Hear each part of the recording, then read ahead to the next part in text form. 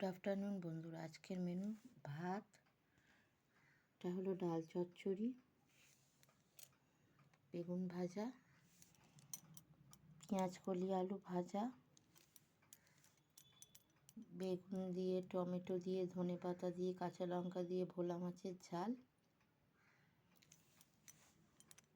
ডিম কষা ক্যাপসিকাম দিয়ে টমেটো দিয়ে কাঁচা লঙ্কা দিয়ে, আর চিকেন।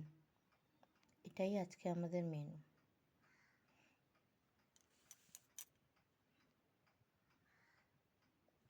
এই ডাল চচ্চড়ি, ভাজা, মাছ, পেঁয়াজ কলি, ডিম কষা, চিকেন। আজকের কাদের কাদের কী মেনু হয়েছে আমাকে জানাতে ভুলবেন না। টাটা।